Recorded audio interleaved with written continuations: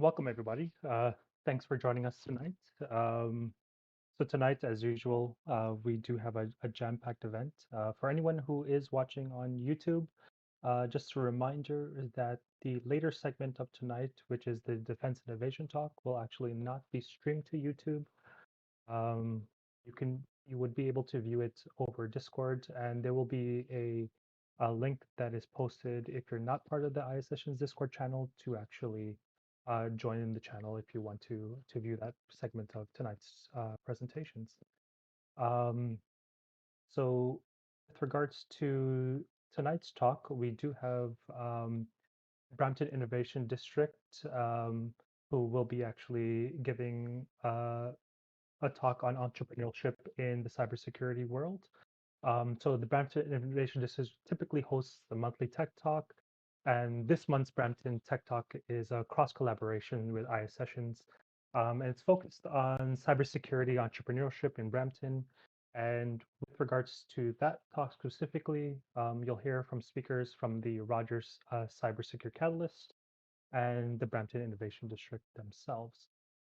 Um, with regards to the agenda today, um, we're obviously going to be starting off as usual with the news roundup presented by Jem, Pablo, and myself.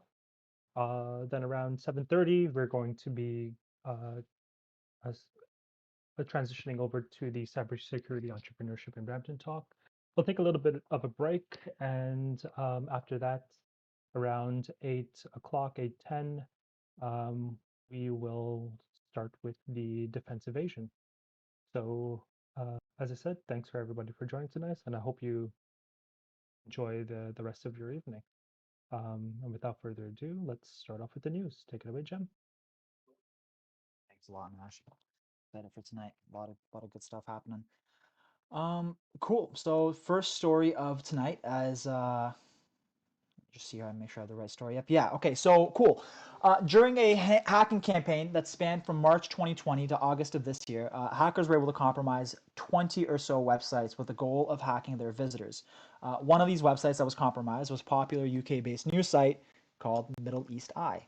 The platform provides coverage of stories in Africa and the Middle East. As reported by the cybersecurity firm ESET, the attackers compromised these sites as part of a watering hole attack, which essentially means that the hackers are compromising legitimate websites with the intent of targeting the unsuspecting visitors. Researchers at ESET have mentioned that these attackers were selecting the target users very carefully, as has been the case with many other watering hole attacks. So they're trying to filter users by way of what language they use to access the site or location or a lot of other stuff. But it's not they're not trying to catch everyone, right? It's a very targeted, not always, but in this case especially. In this case, they actually couldn't figure out who the specifically targeted group was because the researchers were unable to obtain the malware. These same hackers are believed to have compromised government websites in Iran, Syria, Yemen, as well as an Italian aerospace company and a South African government-owned defense conglomerate. These hackers are believed to be customers of the Israeli spyware dealer Candiru, and this company Candiru was recently put on the denial list by U.S. government. Motherboard did reach out to the Middle East Eye, and the site's head of digital development, Mahmoud Bondak, said that they're aware of the situation and are currently trying to ensure that the platform is no longer compromised.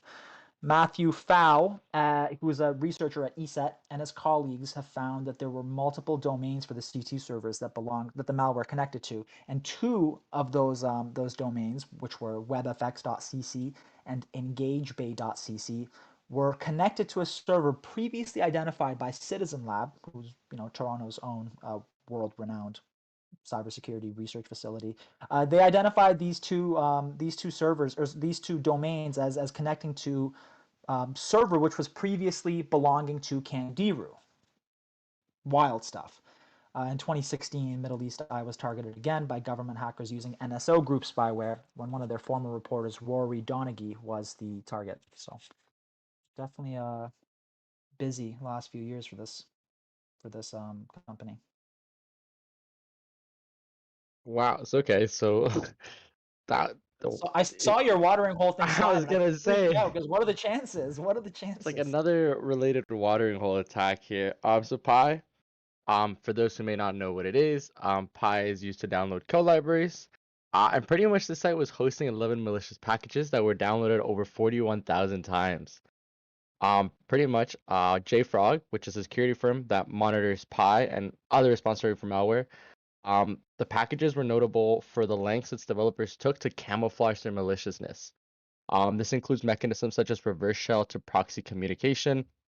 Once again, shell sessions established on a connection that initiate on a remote server. Just for as a reminder, I know we talked a little bit about this a few weeks ago. They also did DNS tunneling, which is a method that encodes the data in DNS queries and responses, which is something that JFrog said they've never seen before, uploaded on Pi before. Pi quickly removed, of course, all its malicious packages once JFrog reported to them.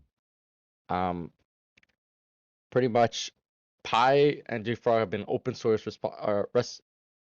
repositories. So like they've been having this issue back since 2016, which actually has been a while. But once again, that's why we're here. Nothing's ever like fully protected. In July, JFrog found Pi packages that downloaded more than 30,000 times that also carried out a range of nefarious activities, including stealing credit card and injecting malicious code on the infected machines. And then earlier this year, a new type of attack or supply chain attack called dependency confusion attacks pretty much work by uploading malicious packages to a public code repository. Sorry, I can't. Repository and giving them names with identical or legitimate packages stored in the internal location. So kind of like we mentioned earlier, at the bottom is a water hole attack, and pretty much attackers just see what people click on, and then they make those fake sites. So if people see that people click a lot on a certain website link, they will go out of their way to replicate that website link, but make it their own. And that's kind of how a summary of how water hole attacks happen.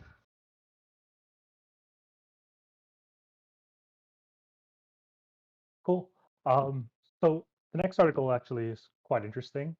It talks about lessons that we can actually learn from the Avengers. First off, villains like Thanos and Loki all come with large generic clone proxy armies that heroes must fight before getting to the final boss. Similarly, cyber attacks are planned and developed by organized and structured groups, such as the case with APTs or advanced persistent threats, consisting of hundreds of members. In the cyber world, attacks come from IPs, which may be one or many, which are quote unquote faceless proxy armies. These IPs can be stolen, hacked, or bought. So the question becomes, how do we bring them down? Well, we could team up like the Avengers, who leverage collaboration and crowd intelligence. As cybersecurity professionals, we should be open to sharing information on attacks, such as indicators of compromise from services and application logs. In essence, we need a team of solutions that play well together and cover many scenarios as possible.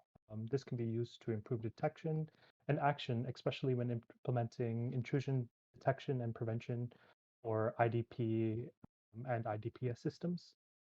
You can combine third-party data to enrich threat database, making these systems more effective.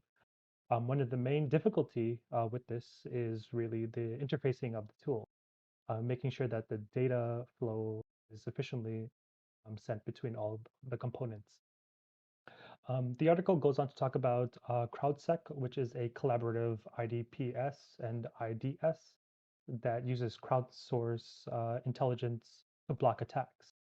CrowdSec is a security engine leveraging a behavior system to qualify whether someone is trying to hack you based on your logs. If your CrowdSec agent detects such aggression, the offending IP is then dealt with and sent for curation. If the signal passes curation, the IP is then redistributed to all users sharing a similar technological profile to immunize them against the IP. The global concept is to leverage crowd power to create some form of internet neighborhood watch. I checked out the CrowdSec website, and it turns out that certain experts can actually get free read-only access to their database. Most notably, students in data science or security, which may be interesting for, a capstone there where actually some of us third years are prepping for next year.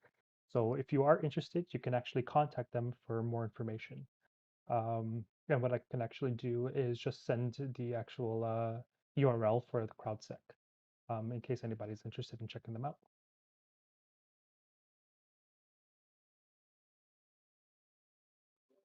Thanks for that awesome resource, Nash. Excited to check that out. This one I thought was interesting because I don't think we actually covered the initial breach, but yeah. Anyways, so the infamous app-based broker Robinhood was found to be breached on November 3rd, but recent investigations are revealing exactly how deep the extent of this attack truly was. These new findings are showing that the hackers behind this breach had access to an internal tool that gave them the opportunity to tamper with user accounts, including removing their MFA, their multi-factor authentication. The tool also provided notes on which devices were being used to log into accounts, the user's IP addresses, whether the devices were trusted or not, their balances and buying powers, their mobile number, along with the number's verification status. And again, since I realized that we didn't speak about this breach in the past, and I hope I'm not mistaken, I look back as far as October, and this happened in November, so I didn't see anyone cover the story. Um, I'll give a quick background info, although there's there's pretty much no information regarding it really. It's still very limited. The hack initially happened due to a social engineering attack that targeted a customer service rep, excuse me, which allowed the attacker to get the email addresses of 5 million users and full names of a separate 2 million users. So this is 7 million total users affected, not, the 2 million is not a subset of the 5 million, according to the report put out by Robinhood officially. Out of the millions that were affected, approximately 310 customers had their names, their date of birth, their zip code exposed. Out of this 310, another subset of approximately 10 users had more extensive details revealed, although Robinhood believes that none of the information stolen includes anything like social security numbers, bank account numbers, or debit card numbers. Robinhood also maintains that there was no financial loss experienced by any customers as a result of this incident. Um, yeah, although Robinhood contain or sorry, yeah, although they were able to contain the intrusion, they mentioned that the attackers demanded extortion payment. They have since seeked help from law enforcement as well as security consulting firm Mandiant. So there's still information incoming about this breach. Yeah. This next one I find really, really interesting. It's just about how much ransomware, and obviously, or some of you guys might know how expensive it can be, especially in these times. So pretty much, recently, company insurers have increased cyber coverage to customers after the pandemic and home working drove a surge in ransomware attacks. Obviously, this was expected once you sent everyone home, and not as many people being very technologically inclined. They do fall for a lot of those phishing scams more often when they're at home. Um, Pretty much, Lloyd's of London, which is a British insurance company, market, have been able to charge higher premium rates to cover for ransomwares. Um, the increase in ransomware attacks have made insurance wary. Um, the crazy thing is about this is that one attacker may even check whether potential victims have policies that would make them more likely to pay out, which means that these attackers are doing their research to secure the bag. Because an attacker would be like, hey, does this company cover ransomware attacks? They do, they don't. Okay, if they don't, they probably won't be able to afford the money that I want to get from them. Or if they do, they'll try to really or focus and pinpoint those companies that have cybersecurity coverage, which I just find kind of funny. I'm like, wow, these guys are really looking into see how can they get the most payout from this. Pretty so suggested ransomware attacks of totally between 5,900 million were made in the first 6 months this year, which is an insane amount of money for just ransomware alone, compared to the 416 million that was reported in all of 2020 in the United States. So that, once again, like I said, insane amount of increase in stat. And then I don't know if you guys remember, but one of the biggest heists of ransomware attack was the Colonial Pipeline. I know we did a talk about this, I think, somewhere in between the year. But yeah, one of the biggest heights, which is, like I said, this was pretty much like an attack for ransomware. Insurers who issued 5 million cyber liability policies last year have increased to roughly around 1 million, 3 million in 2021, reported by the US Broker Risk Replacement Services. And then in October, said that COVID-19 pandemic raise of home working had enabled cyber criminals to flourish. Because once again, like I said earlier, a lot of the attacks have been increasing because a lot of people are at home now and not really in a secure state. Oh, I don't know if someone had a question, but that's okay. Where was it? Okay, so yeah, cybersecurity firm coverage, like in that 90% plus profit margin from ransomware attacks in 2020, which is almost as much profit as the Colombian cocaine cartels back in 1982. I wanted to put that in there just because I was watching Narcos recently, and I realized that the amount of money they made back then is almost the amount of money they're making right now with ransomware attacks. Hackers have changed their methods, such as sending out thousands of phishing emails, who they have become more targeted, and now they're reading balance sheets and focusing on specific sectors. Hackers now focus from healthcare facilities and municipalities, where they have weak IT, but also little money, to manufacturing and logistic companies where they have the big bucks. So like I mentioned earlier, these kids are really doing the research to make sure they get the most payout at the end. Which this kind of brings us back to our discussion night where we had a couple weeks ago about how much the FBI thinks or doesn't think that we should pay for ransomware attack payments. The FBI does not encourage it. Like I said, we talked about this in one of our discussion nights where we had an open talk and asked everyone in the servers, like, hey, what do you think about paying off ransomware attacks?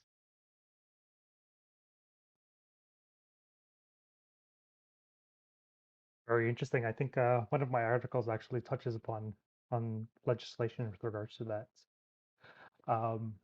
But for this article, a Gartner report estimated that 60% of organizations were involved in merger and acquisition activities, considering cybersecurity as a critical factor in the overall process.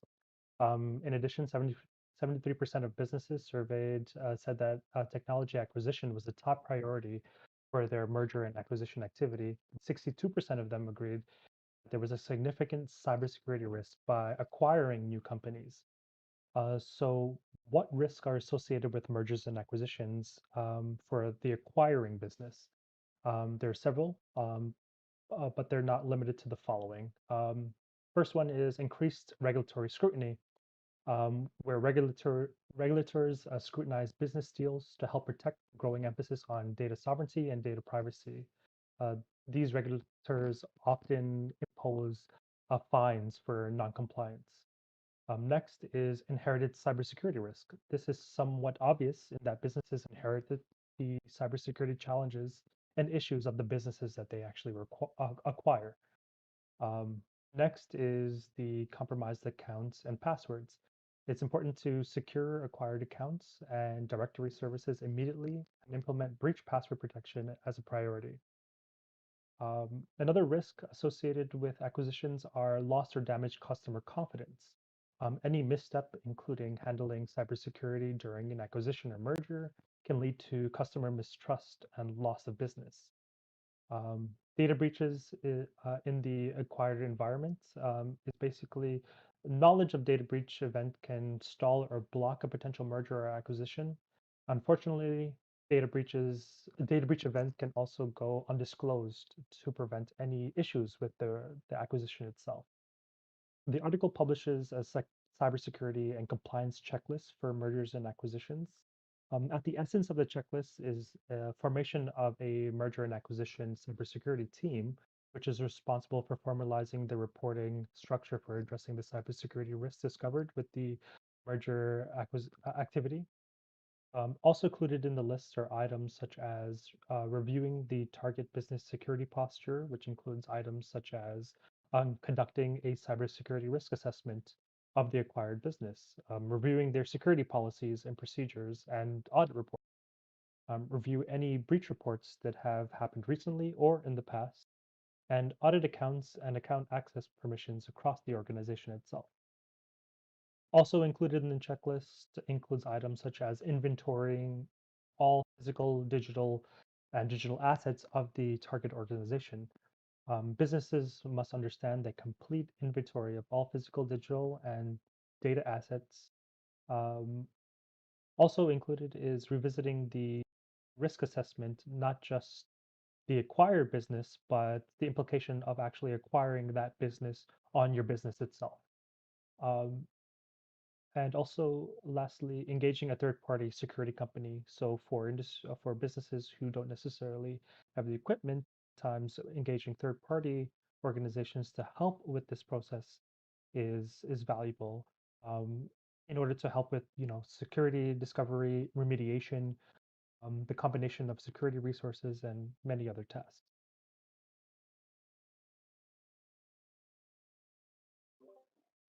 Thank you for that, Nash. Let's see what I got over here. Okay, cool. So, hosting giant GoDaddy reported a major breach on the 17th. There was up to 1.2 million customers who have been accessed by hackers. I don't know why I put access there. I don't like that. I guess they were affected by the hackers since the initial breach back on the 6th. Right. Sorry, the breach happened on the 6th, but it got reported on the 17th. And by using a compromised password, hackers were able to get access to a system within GoDaddy that was dedicated to manage WordPress services. Demetrius Combs, who's the Chief Information Security Officer at GoDaddy, says that these stolen emails and customer IDs can be used to set up phishing attacks in the future. And he actually warns about this in the official GoDaddy press release or something. It's official on their website. The 1.5, sorry, not 1.5, sorry, the 1.2 million customers were divided up between active as well as inactive accounts. For the active accounts, the information that was exposed included SFTP usernames and passwords, database usernames and passwords, as well as private SSL encryption keys. The passwords that have been stolen have since been reset, and GoDaddy is currently issuing and installing new SSL certificates. The company has noted that they've been facing an increasing amount of social engineering attacks on top of the already regular encounters of an absurd amount of DDoS attacks. They also did go ahead and mention that there has been one single persistent threat actor that has been attempting to transfer domain names related to cryptocurrencies. And they noted on this back in November 4th, so I don't know how long it's been happening, but yeah, definitely some pretty wild stuff happening at GoDaddy.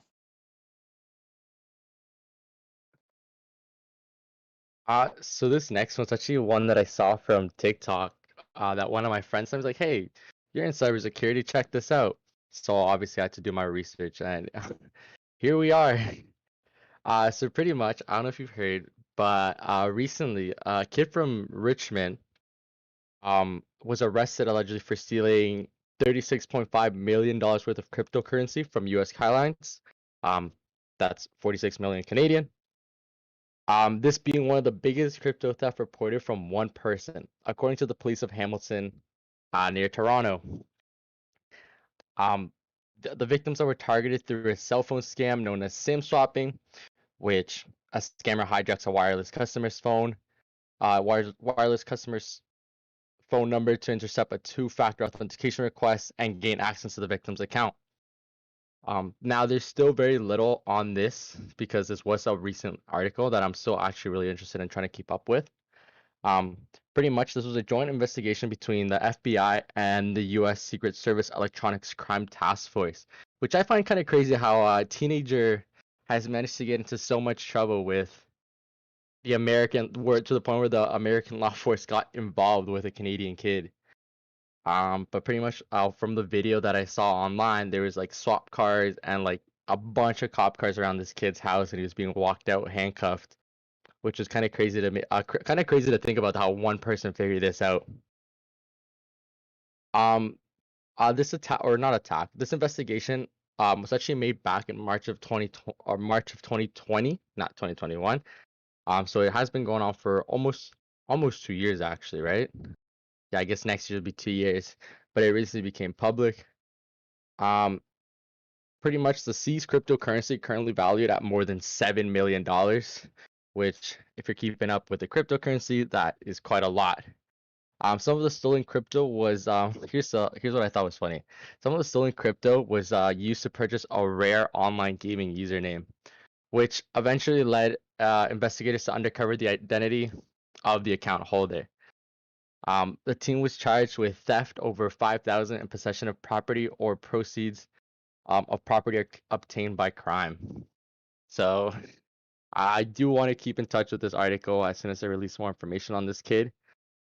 But I just thought this was a cool story, especially that it was just a teenager that pulled this off by himself. Kind of wild. So close to home as well. So our last story for tonight. It turns out that 2021 has been quite the year for privacy and security, specifically cybersecurity, with the passing of a wide range new laws. Specifically, the article addresses the US, and there are some international laws that it touches on. Um, One of the laws that it actually talks about is the Colorado Privacy Act. So in July 2021, Colorado joined California and Virginia to be the third US state to pass a comprehensive privacy law. It applies to companies that do business in Colorado and either process or control personal data of 100,000 or more Colorado residents or households in a calendar year, or derive revenue or discounts from the sales of personal data and process or control the personal data of 25,000 or more Colorado residents. The CPA places significant obligations on Colorado businesses, including broad customer rights and the need for consent to process sensitive personal data. So, with other back-end or operational requirements, such as the requirement for vendor contracts and data protection impact assessments. Next, the article touches on the China's Personal Information Privacy Law, or PIPL, which took effect on November 1st of this year, so very recently. The PIPL applies to organizations that process personal data outside of China if the purpose of that processing is to provide products or services to individuals in China or analyze or assess the behavior of individuals in China. The PIPL emulates the GDPR requirements for a lawful basis for processing, appointment of local representatives, individual rights to notice, access, correction, erasure, and portability of personal data, together with restrictions on international transfers of personal data. Of note, individuals will have the right to bring legal action against organizations if they fail to honor requests to exercise these individual rights. The article then touches upon the new standard contract clauses. So in June 7, 2021, the European Commission adopted the new standard contractual clause, also denoted as SCC, for the transfer of personal data outside of Europe.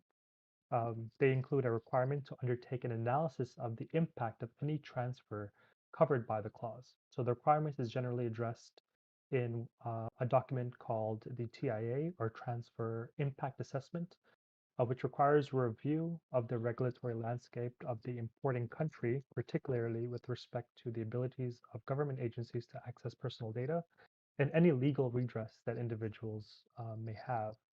In some cases where the processing activity cannot be undertaken with personal data in encrypted form and are more likely than not to attract government access concerns, the European Commission states that it may not actually be lawful to transfer the data at all. In addition, the article explains that vendor due diligence is also an exercise that should be continuously conducted because industry standards and vendor operations are always changing. With regards to ransomware, which seems to be a hot topic for a while, our regulatory enforcement has also increased in this space, fortunately, and organizations are now instructed to implement meaningful steps to defend against attacks and to only pay ransoms when necessary. In addition, these increased scrutiny for regulatory authorities, such as the SEC, regarding appropriate disclosure of cyber incidents.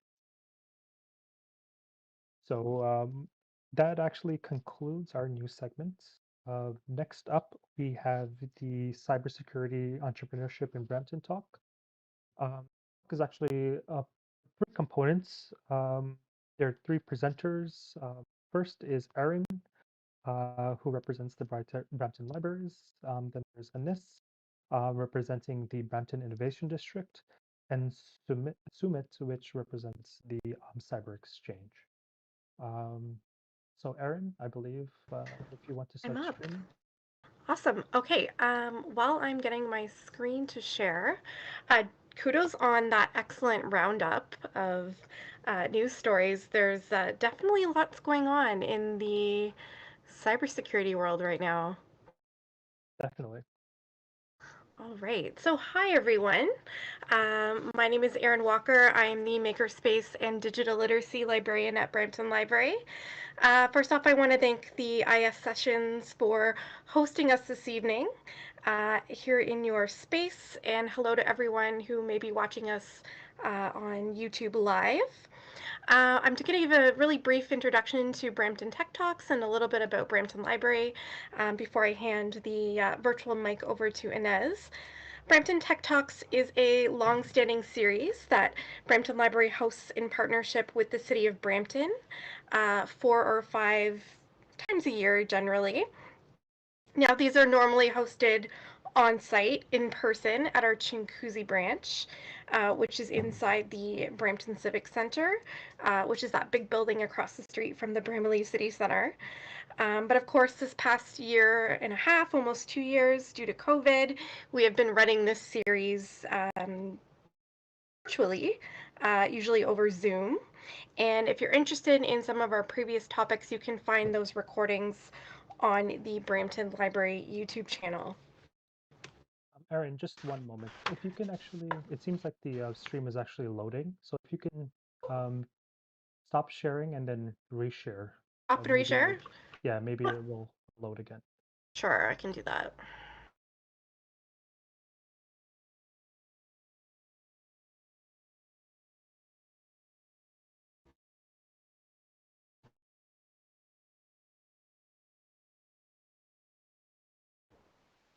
How's that?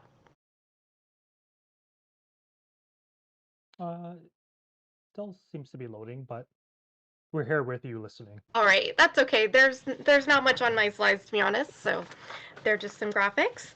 I did want to tell you a little bit about Brampton Library for anyone who may not already be a member with us, or for anyone who may not have engaged with us in a little while. We do have 8 locations throughout the city of Brampton. Membership is completely free. For all residents of Ontario, you don't need to even work in Brampton to get a card. If you live in Ontario, you're eligible for a membership with us, which is awesome. We have just launched our Do More campaign, and if you could see my screen, you would see a picture of what that looks like.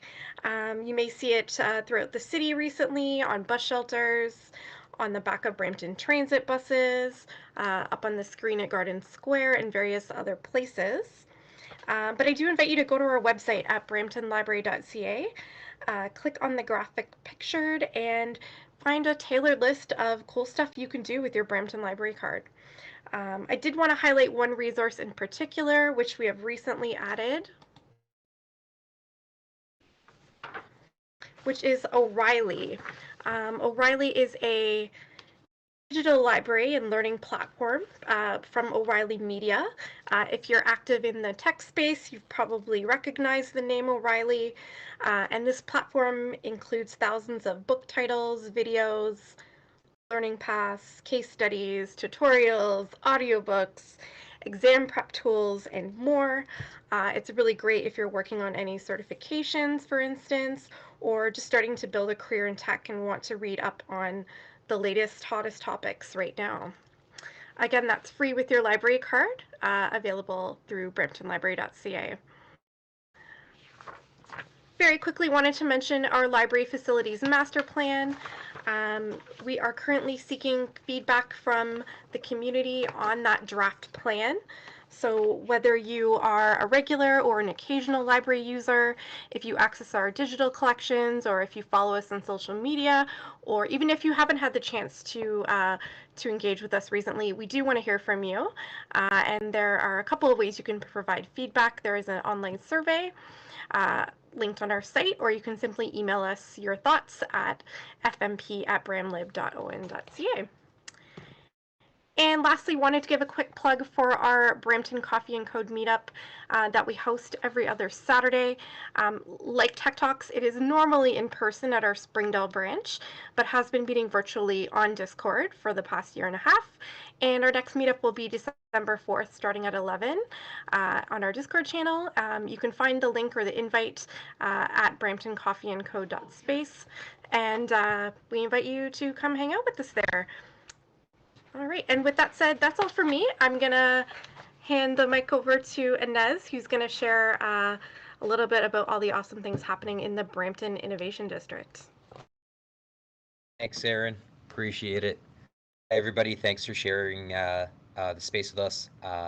Just wanted to echo what Aaron was saying earlier. And having fun isn't hard when you've got a library card, eh, Aaron? Yes, absolutely. So I'm gonna share screen real quick. Nash, can you let me know if it's you can see it? Yep. Perfect. Yep, it's good. Yep. Awesome. So I'm not going to take up too much time, but just wanted to give a quick plug for the Brampton Innovation District. We're situated, Brampton has a pretty strategic location between Toronto and Waterloo. You can hop on the GO train at Toronto or in Waterloo and make it down to the Brampton Innovation District. It's got lots of potential, lots of different startups and tech companies and tech workers that are all within access. Brampton's a population of about 700,000 people. We're known as Canada's second fastest growing city. Lots of different cultures and many different languages are spoken. And about half of the new residents that come to the city are under the age of 24. So our innovation technology vision is to become an international destination for innovation tech companies to build and grow. And we also have a cybersecurity focused vision. And that's to become globally recognized as Canada's headquarters for cybersecurity. And the way we're going about doing both our innovation tech vision and the cybersecurity vision is to adopt a startup mindset. So going through a validating, piloting, and scaling stage. Validation period included hosting hackathons, robotics competitions, tech socials, startup weekends, community coffee and codes, having some venture capital flow and maker spaces, and having a Slack channel. This was 2017 to 2018. We hosted 40 plus new events and had 5,000 new participants. This showed us that we have fertile ground to grow an innovation ecosystem. So we piloted an incubator. We called it the Brampton Entrepreneur Center. Everybody has access to it as long as you sign up. The motto there is home of the hustle. And between 2018 to 2019, we saw 400 plus entrepreneurs there. So this provides access to capital, on-site business advisory, workshops, and training. Like any good startup, once we saw the success of the Brampton Entrepreneur Center, we began scaling. And how that works with an innovation district is to start to attract more incubators and accelerators. So we brought in the Ryerson Venture Zone, which is one of the zone learning areas that's part of Ryerson University. We then brought in the regional incubator that we have in the Peel region, the Altitude Accelerator. We brought it to the Innovation District, and it's located there now. We, of course, have the Rogers Cybersecurity Catalyst, and I'll let Sumit touch on it in a minute. And then we've got the Beehive, which is an international startup incubator, and Founders Institute. So all these resources really are there to help support you start a new business, become a tech entrepreneur. If you've got an idea, reach out to us. And we can help you kind of figure out the way to get started. So 5+ new incubators, 21,000 new square footage of entrepreneurial space in the innovation district.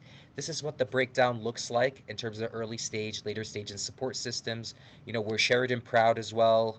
Got great Sheridan campus on Davis campus in Brampton. We've got some great connections to industry in the form of the Brampton Board of Trade and other industry association. We've got Algoma University in the heart of downtown Brampton, and some very strong connections to Ryerson University as well, with the Venture Zone and the Rogers Cybersecurity Catalyst. This is what the Innovation District looks like in practice. It's a little different from our the neighboring cities that we have in that we've located all the incubator and accelerator assets all in close proximity to each other. And the idea there is to create an ecosystem where cross collaboration and cross cooperation happens between all the different actors that we have in the innovation district. So, for example, we've got Algoma University partnering with Altitude Accelerator, getting the recent grads coming out of there some startup experience, working with getting hired and working with some local startups. We've got the Catalyst working with Beck with our small business center, teaching some small businesses about cybersecurity. And it's all happening, in downtown Brampton. Right behind number 16 there is the GO train, so that's downtown Brampton GO. So that's the connection between, Kitchener and Union Station, where, you can hop easily on a train and get to downtown Brampton to the Innovation District. I got an award out of the US for the work that we're doing around the Innovation District, and we're really looking to take the Innovation District to the next level. We're looking at strategic marketing opportunities. We're looking at leveraging more transit, making it easier for people to access the district, differentiating Brampton's ecosystem from other ecosystems around us, offering BIPOC entrepreneurs and underserved communities access to entrepreneurship and beginning their businesses and having startups. Attracting innovation style investments in development like co-living and co-working spaces is really important for us, engaging with corporate Canada, and identifying and cultivating innovation district complements in the food, fashion, legal, creative culture sectors. We don't want to see this as only a high-tech ecosystem. We want innovations in a variety of sectors there. In terms of cybersecurity, we're really looking at elevating and being showing some unique opportunities in Brampton. Uh, 800 jobs are expected to be created through our efforts, through our cybersecurity efforts in the coming years. And we're spreading the word among different communities about cybersecurity, such as our engagement today with you folks. We're looking at growth, so we're home to major cybersecurity corporate presences like Rogers. Their major cybersecurity unit is in Brampton. Loblaw's major cybersecurity unit is in Brampton as well. We've got IT Weapons, Konica Minolta subsidiary, operating out of the city, and Surveillance Technologies, Air Canada, and Electra, all of which have major cybersecurity footprints in Brampton. We're attracting more cybersecurity specific developments to the city and working with a variety of different stakeholders to really grow the presence of cybersecurity in the city and helping create, a larger headcount and resources available to everybody in terms of cybersecurity. And we're fostering a lot of different collaborations when it comes to cybersecurity. Happy to talk to you folks about that. We're also working on some international connections for cybersecurity with the city and on looking at hosting a variety of different events related to cybersecurity in Brampton, when we're permitted to do so and COVID restrictions allowed. Um, Canadian businesses have spent about 14 billion on cybersecurity in 2017 alone. This is showing us the great opportunity there is for cybersecurity to grow, and the industry grows by 7% annually in terms of just labor demands. The market growth is expected to be 248 billion by 2023. We're engaging with corporates and hiring from the local Brampton talent pool and from the local programs, coming out of Sheridan and Ryerson and other universities. And we're looking at being very versatile. We want the programming in cybersecurity to be versatile in Brampton. In addition to what Sumit's going to touch on in a minute with the Rogers Secure Catalyst, we're looking at supply chain cybersecurity, which you touched on in the news roundup. We're looking at growing cybersecurity entrepreneurship, and you'll hear about that in a minute. And we want, we've seen Canada sort of recruit the fourth most cybersecurity venture capital deals in the world between 2012 and 2016. So there's a real good opportunity for cybersecurity in Brampton. Finally, here's some QR codes if you want to connect with us, and some emails. Do a quick screenshot if you'd like, or if you could whip up your phone fast enough, you could scan the QR code and either join our Slack or connect with us through email. Devin's our manager, brains behind the Innovation District, so feel free to shoot him or me an email, and we'll be more than happy to assist you. With that, I'll hand it over to Sumit. Thanks, Ines. Let me just quickly share my screen here as well, folks. Just a moment. Let me know if you guys can see this okay.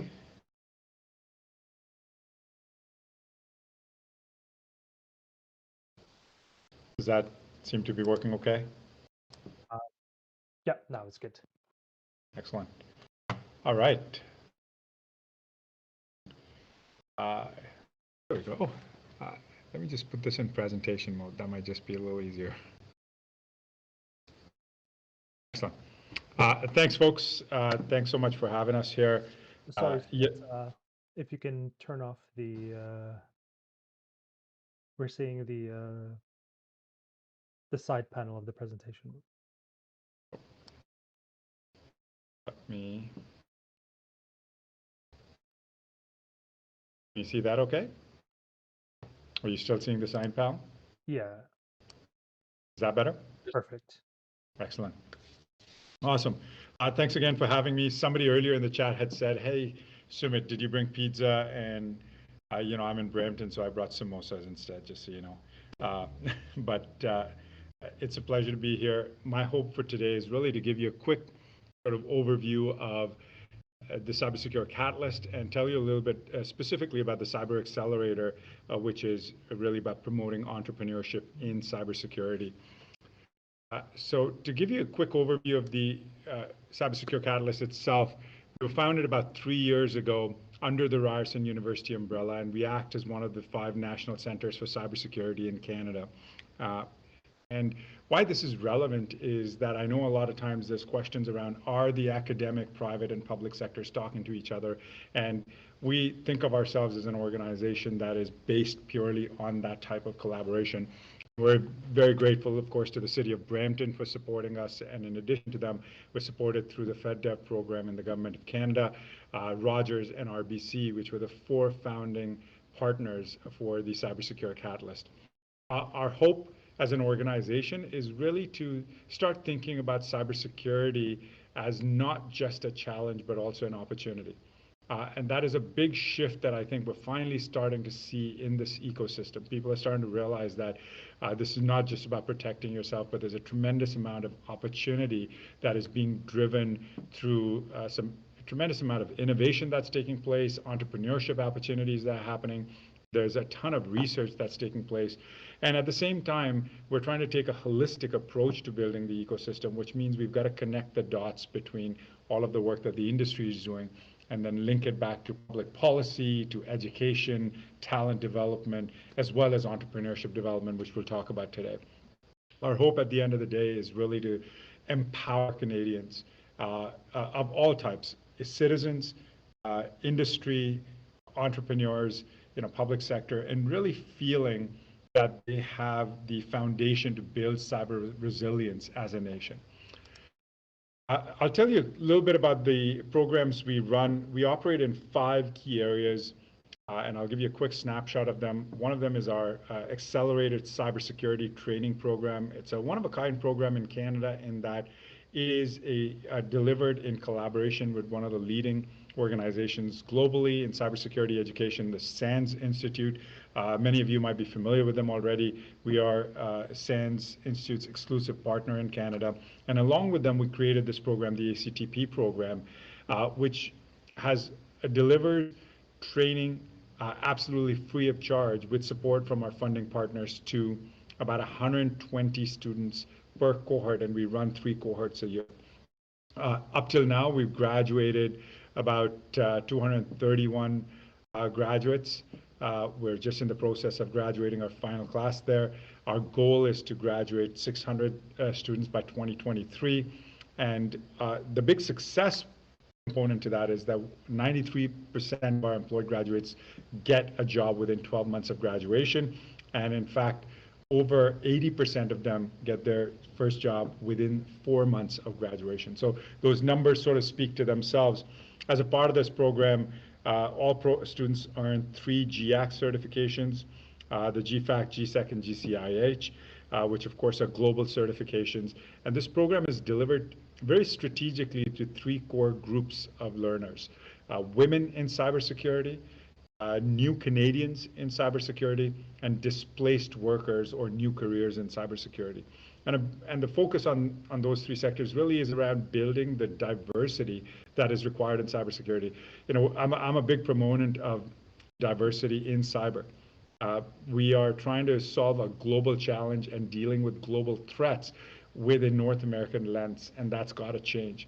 And we need that kind of thinking, that diversity of thinking and diversity of skills and backgrounds to really meet that need in this sector. The other program that we run is our corporate training program and a cyber range.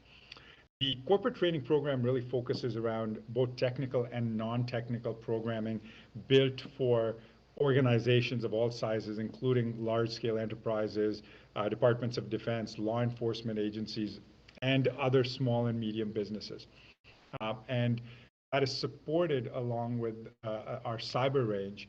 And for many of you who are maybe familiar with the cyber range, but if I had to give a sort of a one-sentence explainer, what a flight simulator is to pilot training, a cyber range is to cybersecurity training. And so through the cyber range, we run a ton of red team, blue team exercises. We work closely with, like I said, departments of defense, law enforcement agencies where possible, and with the public sector. And that is, but at the same time, we're creating access to a lot of different types of organizations who can use a cyber range. We're working with academic institutions to integrate it into their academic programming. We're working with small, medium businesses to create access for HR, for recruitment and validation of talent, for startups to be able to validate products. So there's a ton of different applications that we're bringing through the cyber range. And in addition to that, we run facilitated workshops, tabletop exercises, and immersive simulations through the range itself. The third component is our Cybersecure Policy Exchange.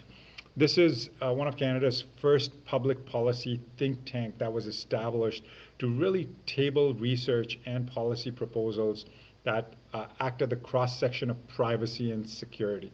And for many of you, you already know, privacy and security is closely tied together with the, with the root data being the core root of all of that. And our focus has really been to think about how do we bridge the gap between policy and what's actually happening in the industry itself. Over the past year and a half, we've really focused on three key areas that we identified as having the most tension and yet having the least amount of research and policy conversations taking place. So we are doing a ton of work in biometrics with a focus on facial recognition technology. We're looking at IoT with a focus on critical infrastructure and smart city initiatives. And then we're looking at social media with a focus on data encryption policies, data storage policies, as well as how to deal with things like misinformation, disinformation in social media. Along with that, our public education program, our public awareness pieces, we've created a program for youth, for K to 12, 18 modules of programming, right from understanding cyberbullying to better cyber hygiene. We've created a program for teachers to be able to teach and develop curriculum in high schools and different grades.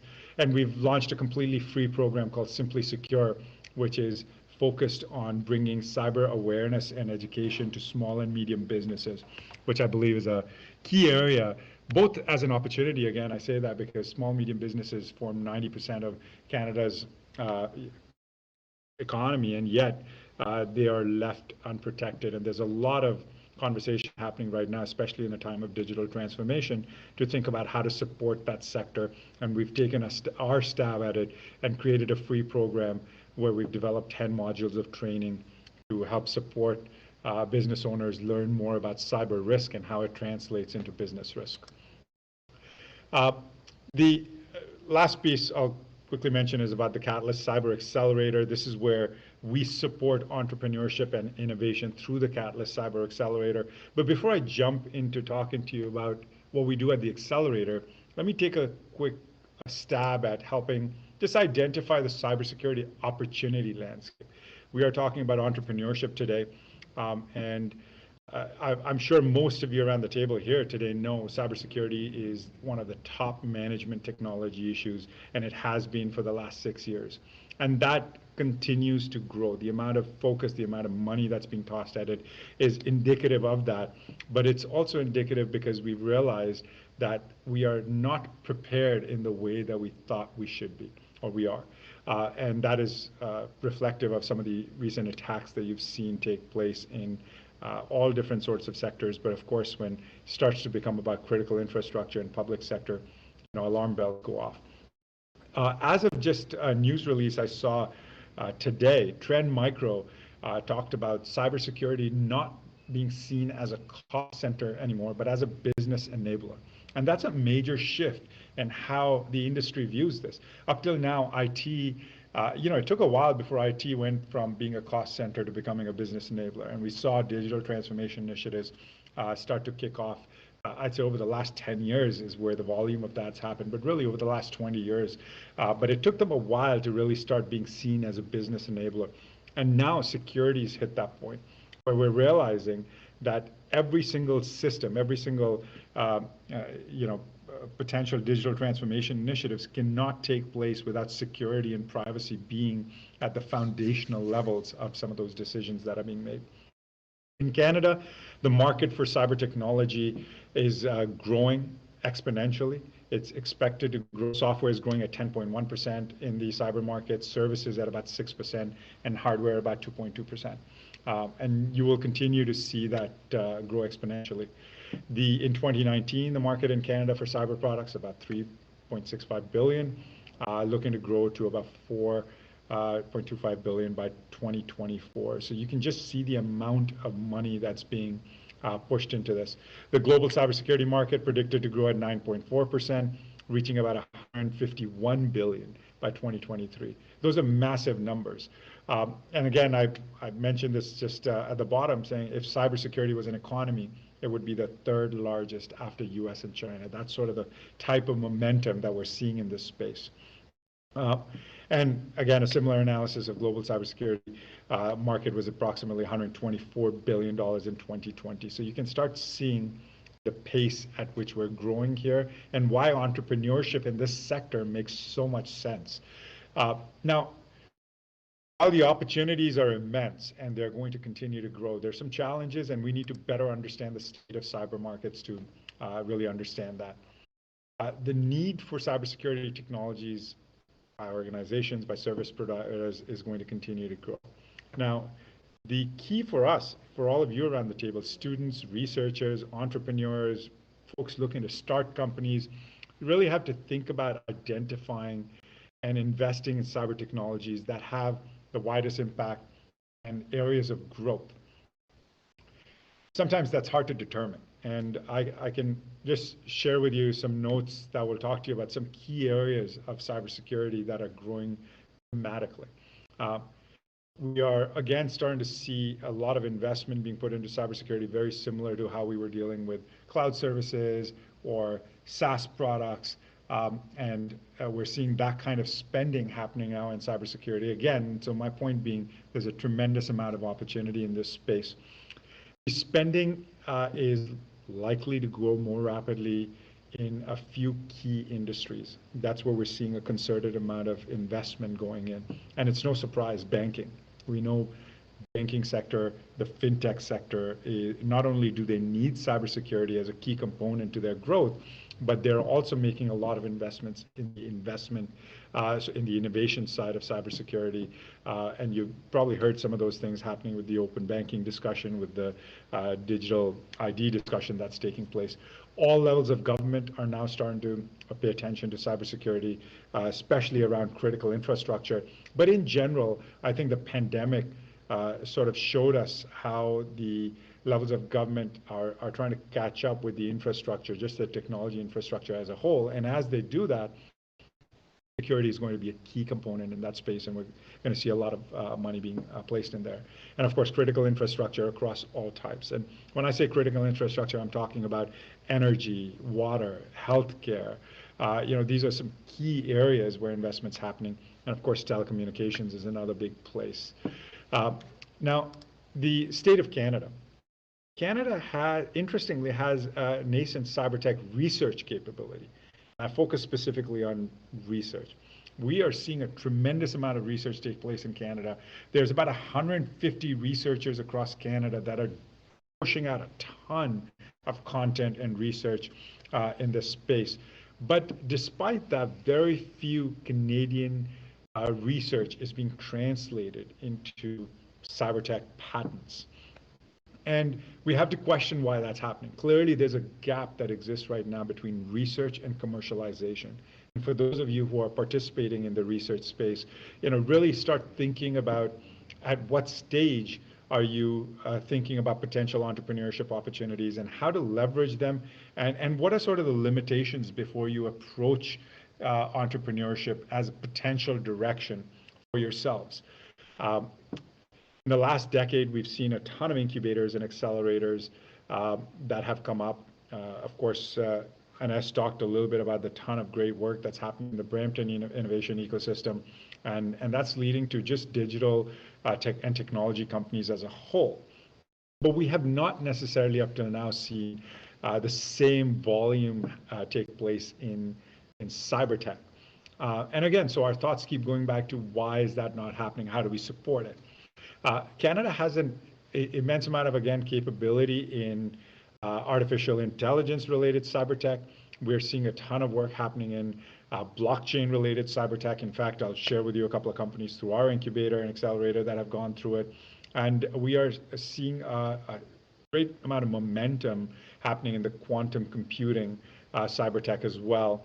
And then, of course, there's smart grid technologies and process control technologies that come into play as well. So again, Canada has a tremendous capacity for research, but we need to start thinking about commercialization. We also have interesting opportunities in some key areas, niche industries that are important to Canada's economy, but they're important to the global economy. The marine cyber tech space, the agricultural cyber tech space, and of course, a place where Canada is a leader is the automotive cyber tech.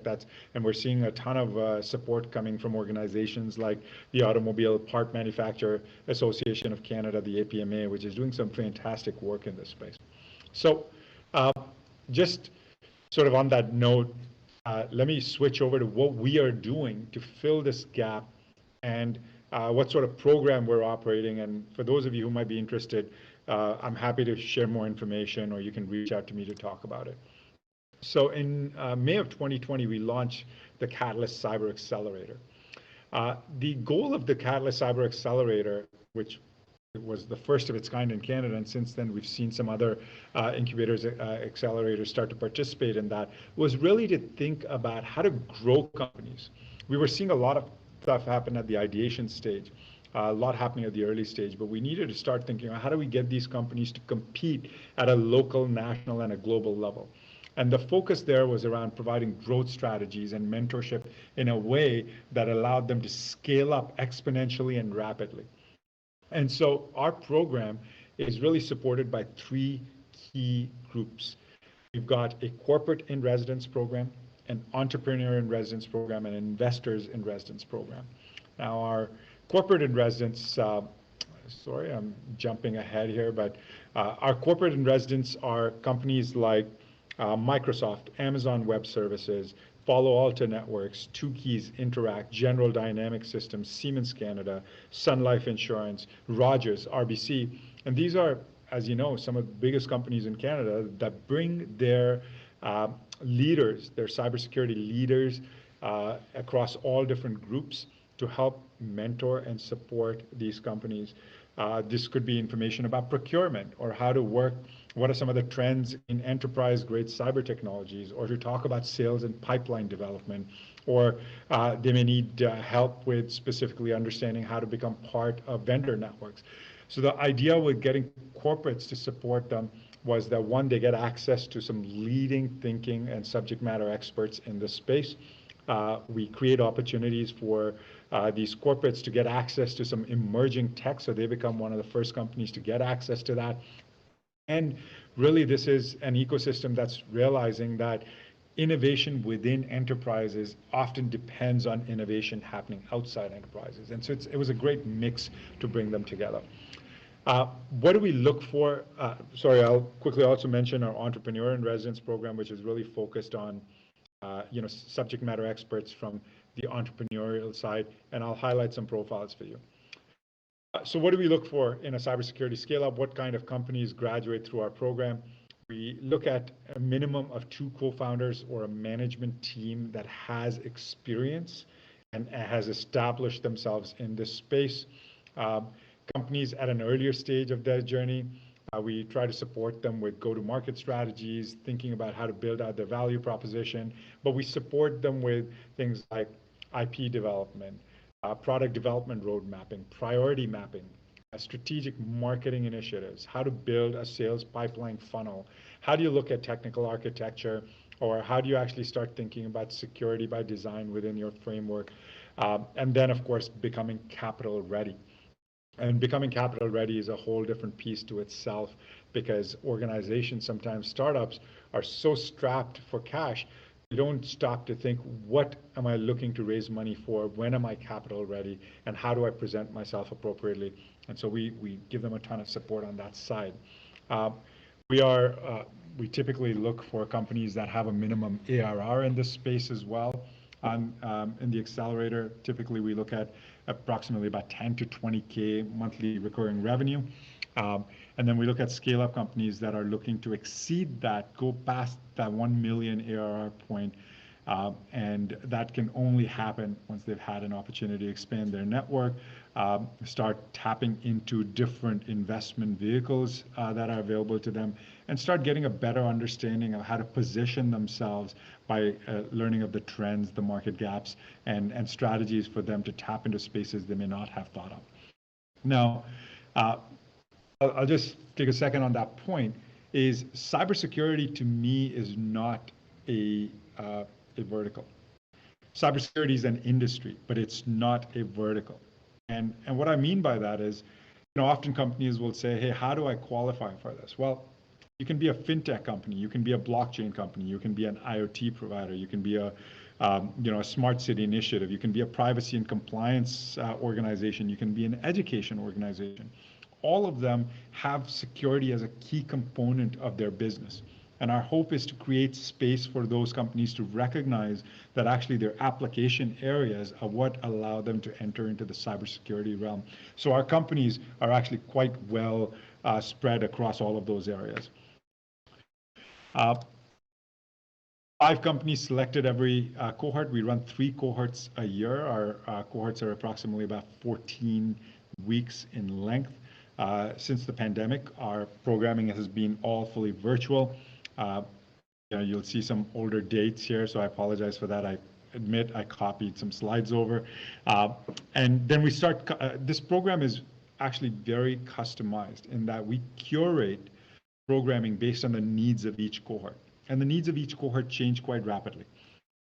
We've seen, and I'll give you a quick snapshot of the kind of companies that have come through, but we've seen quantum companies go through our program. We've seen some incredible ledgerless based cyber technologies that have gone through.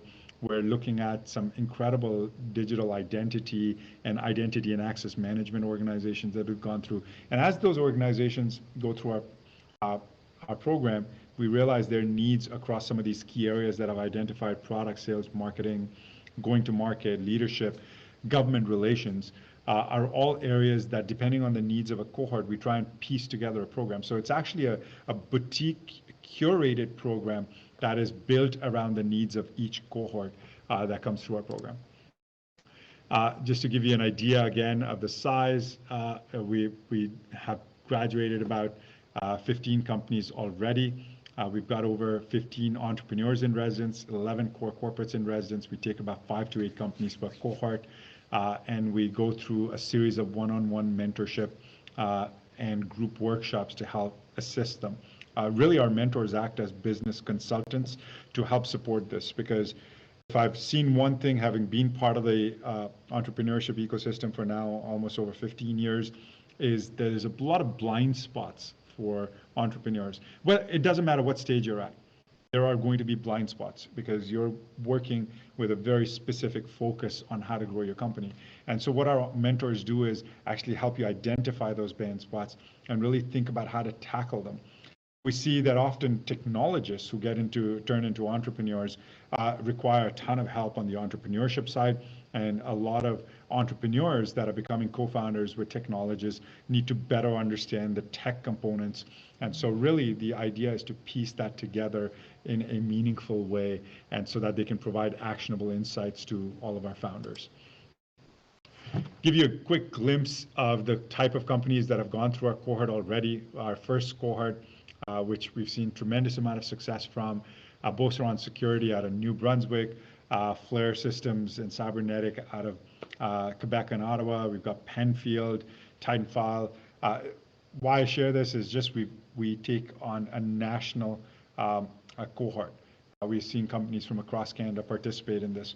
Penfield, for instance, came out of Waterloo University and has since grown tremendously. They've seen triple digits growth since when they first started. We've seen organizations like Beauceron, who had initially, when they had come in, were I believe just under the 500,000 ARR, and now are hitting about 2 million in ARR. And so again, our focus has been about scaling these organizations and helping them in a way that they can see exponential growth. Our second cohort saw some really interesting companies as well. Zigra, that is in the identity and access management space, is doing some fantastic work with the Departments of Defense, have just secured a major deal with multiple different groups within Departments of Defense.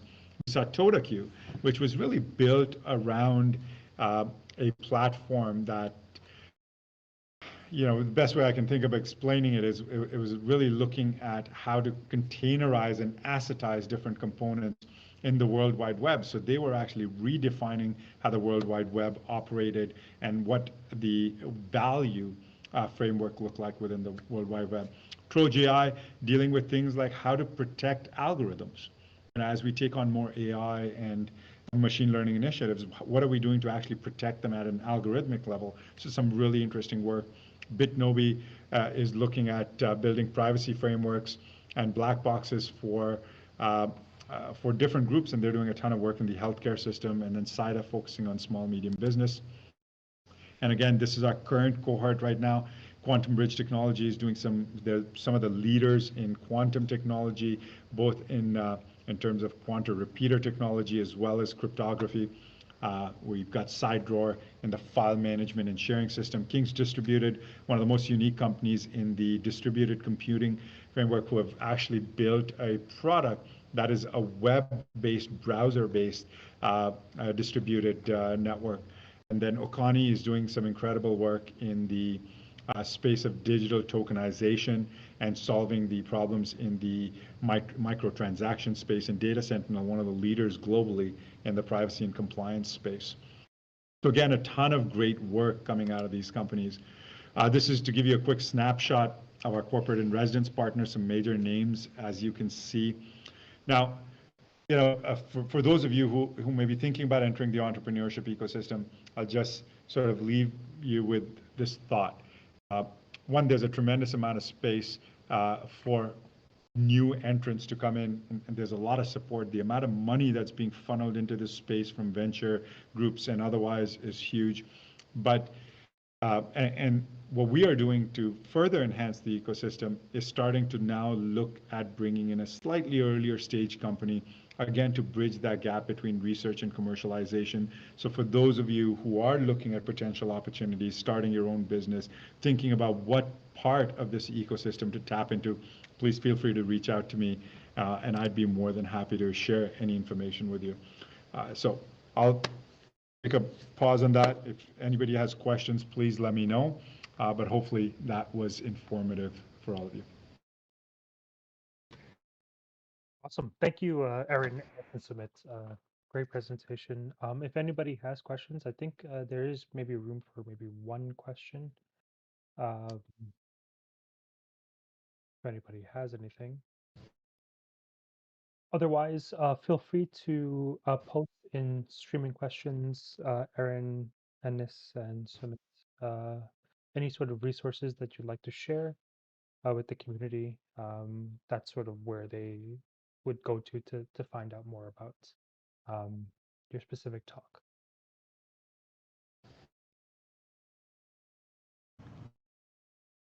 Thanks, Nash. Appreciate it. It's great to join everybody. I'm glad you enjoyed. Thank you.